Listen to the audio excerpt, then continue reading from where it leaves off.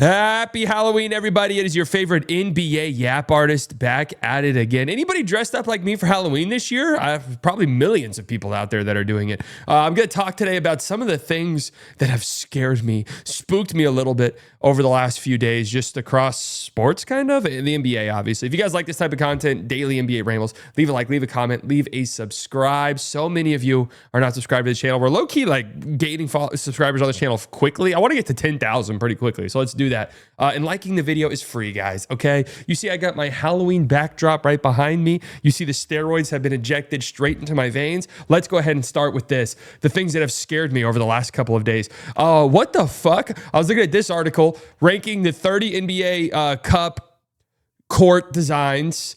The NBA Cup starts tonight. I was watching this. I thought, the hell? That's me. What's he doing? That's me in like 7 years, maybe, potentially.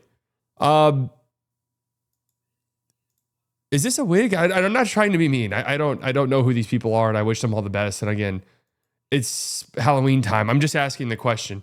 Is he dressed up as the Big Lebowski? Is that what I'm saying? Is it a good thing that I immediately think that's me? Okay, they have all of the red courts dead last. I would agree with that 100%. It's funny because I never even got to reading the content of this article because I only saw this and I was like, what the fuck? Red. Yeah, what, really? I actually like this court. I like that Thunder court. All of the red ones. Really? Mavs 21? I actually think the Mavs City court looks good. Or their Cup court, whatever the fuck they call it. Honestly, I actually think it looks good. I've seen it in person. I've been to a Cup game there. It does look pretty good. The blues do work better than the gray ones. The Charlotte one, interesting. Okay. See, like, there's no way. Fuck, this looks good on TV. Did they have a green court last year? I honestly don't remember. There's no way this lime green works on the television screen. Next to none. No, I'm sorry. Red just can't do it. The red looks so bad on TV. The orange does surprisingly look good. Any color of gray looks fine. The yellow just looks cartoonish on TV, typically, in my opinion. Okay, fine. I didn't really care about scrolling through this article. I don't know why we just did it, but I just saw this and I was like, what? Wait. Another thing that's scaring me a little bit. Anthony Davis is injured, and it sounds like he's going to miss at least the Mavericks game tomorrow night in Mexico City against the Detroit Pistons. Obviously, we're all a little bit worried about this. He was questionable entering the Mavs last game against the Indiana Pacers with, what the fuck was it called? Bilateral Achilles tendinopathy. Something along those lines, guys. Write that one down. It's something along those lines. And he gets hurt 7 minutes in, and they list him as out with lower left leg soreness. Now, here's the thing. The Mavericks are never honest with what's going on. Daniel Gafford has had the longest recovery from an ankle sprain in the history of sports, going on over a month now with what was originally reported as a mild ankle sprain. Derek Lively is out with what was originally reported as a knee contusion or something like that has now been changed to a knee sprain. No one knows what's going on with him at all. And now this Anthony Davis thing, who knows? Who knows when we're going to get an honest update, or who knows if we ever even will. So obviously this is very spooky. Now I want to talk about this really quickly because I've seen, naturally, we've kind of discussed this as like the easiest thing to do if you need a little motion is to dunk on the Mavericks just a tiny bit, right? People shitting on the training staff, people saying that he shouldn't have been playing. He has dealt with this in the past. Did we talk about this already yesterday? I pulled up some articles from the past that shows that, this is from March of 2024, that Anthony Davis was listed as probable with bilateral Achilles tendinopathy with the Lakers.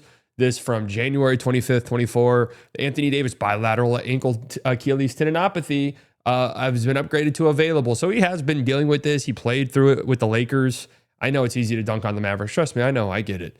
But I'm just not entirely sure. I don't know. He's played through this before. It's just very unfortunate that it led to an injury, especially with this team, right? If it happened with the Lakers, who gives a fuck? It sucks that someone's hurt. But like anytime AD gets hurt, it's just going to be an absolute disaster. I forgot to say, let's take a sip of coffee. Wow. Nespresso, you've outdone yourself this time. You really have. I have to tell you that. Congratulations. So anyway, not great for Anthony Davis, and let's hope for the best. That's all there is to say on that one. Another big story that does affect NBA viewers, NBA consumers.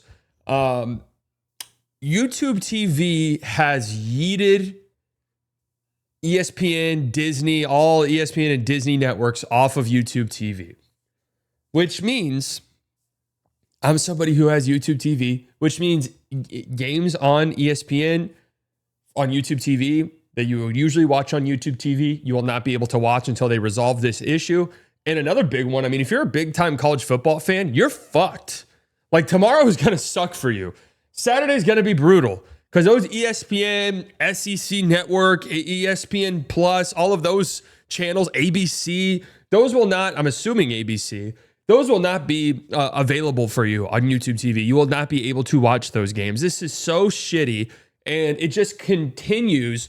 Consumers just getting fucking blasted by these companies. And it's why I've said in the past, like, yo, cable sounds great.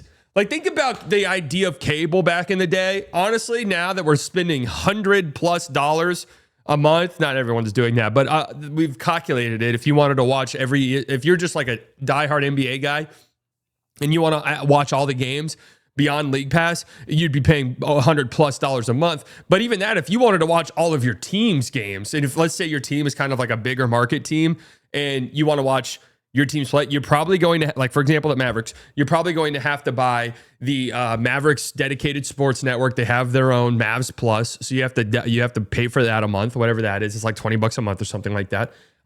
You have to get, well, the idea was you would get YouTube TV, so you get access to the ESPN games. But now I guess you have to get what? Fubo? What's it called? Fubo? You have to get Fubo now, which is whatever X dollars a month. You need an Amazon Prime, so you can watch the Amazon games. You need access to Peacock, which I guess you could. Well, no, because you do need the Peacock app because some of those dumb as fuck 11 p.m. games are on Peacock. It's just horrible for the consumer. And what this is just Disney shitting in our mouths. Like, let's just call a spade a spade. Because what they're trying to do is launch their own shitty streaming service where you can watch ESPN. It's ESPN Ultimate. Ultimate. Shout out to Denzel Curry. He's still making music. I'm not into music much anymore. But they want you to subscribe to ESPN Ultimate, the ultimate destination for ESPN. No, actually, YouTube TV was pretty cool. Like, that was the ultimate one for me. I will not be subscribing to your piece of shit streaming service. Do you hear the words I'm saying to you, Walt? Do you hear the words I'm saying to you? We're not subscribing to that piece of shit. We're going sailing. Okay, we are pirating everything that you stream.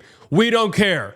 We don't want to watch it. It's made worse because they had the ESPN Plus service, right? And hey, thank God I'm not a boomer, right? Thank God I'm young. Because I would have fallen for ESPN Plus, cool, I'll just subscribe to this and all the ESPN stuff. That's not how ESPN Plus works. It gives you access to like Baylor versus Iowa State women's volleyball. Which way, cool, if you want to watch that, that's totally cool. But that's pretty much like the only shit that's on there. Not worth it at all.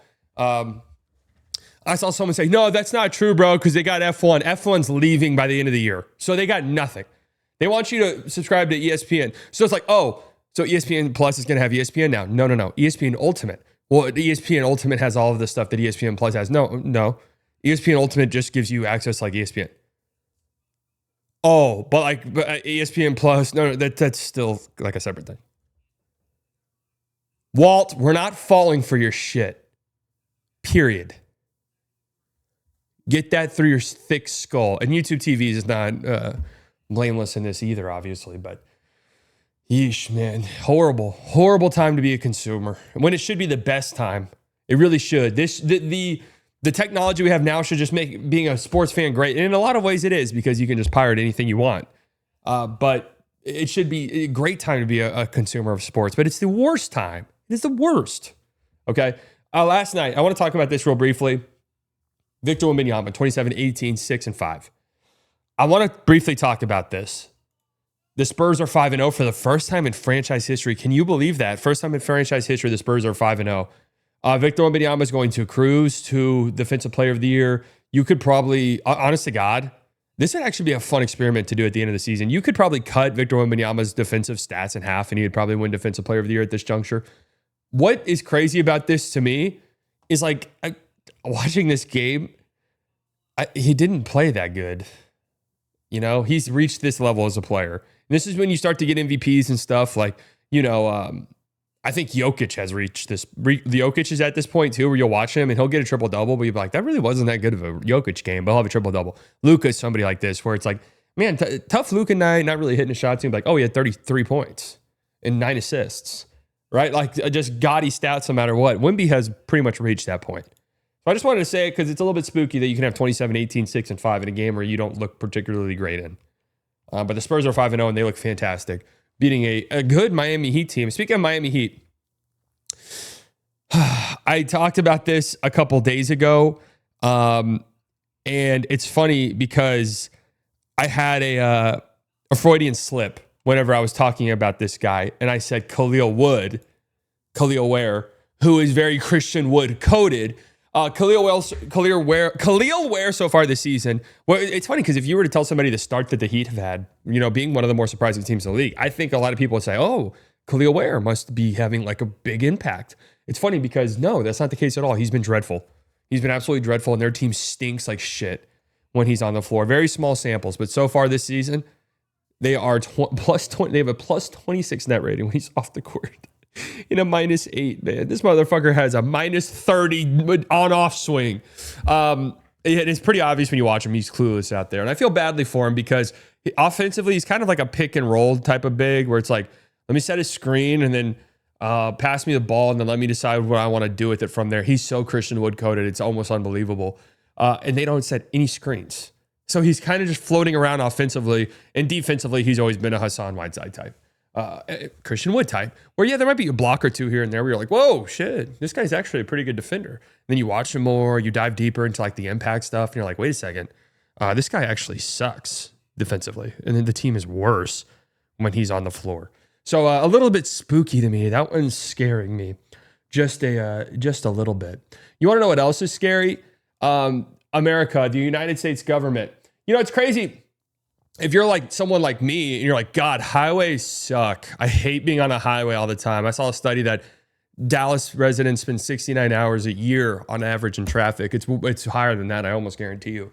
Really, it is. But then you think about it more and it's like, wait a second. All throughout the 20th century, they used interstates and highways to demolish black communities and separate them even further. And the ripple effect started by this, just tearing down their entire economies and built by using eminent domain to tear down their communities and build highways in place of that as a physical barrier. And the ripple effects of this are still felt to this day in those communities. That's very scary and very true and a very real thing that's happened not that long ago. Okay. What else is scary? Steve Kerr. Oh, the Golden State Warriors lose last night to the Milwaukee Bucks. Giannis does not play, but they don't need Giannis because they have Ryan Rollins, who scored 32 points. We talked about him a couple days ago. I told you guys, this motherfucker looks good.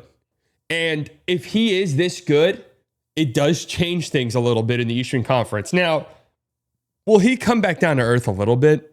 Probably, right? I mean, 25 points, 32 points. Like, I don't know if you will expect that every game out of him, but you watch him play and he is a good basketball player. He defends hard. We talked about this just a couple days ago.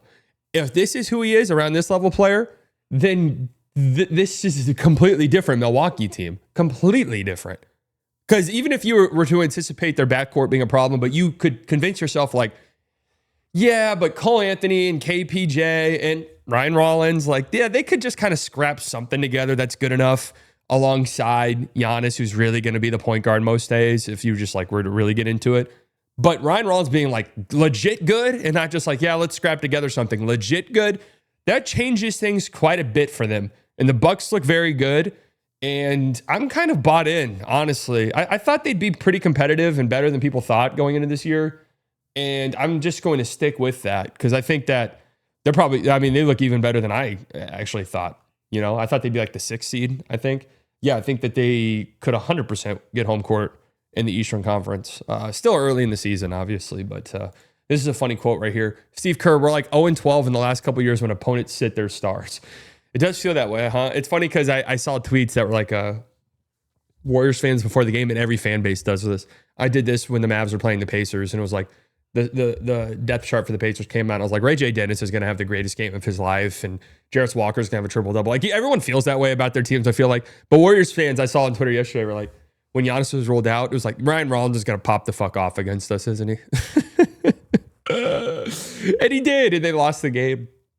They lost the game. No reason for concern for the Warriors. They do this all the time, apparently. If you guys like this content, leave a comment, leave a like, and leave a subscribe. I wish you a Merry Halloween. I wish you a Merry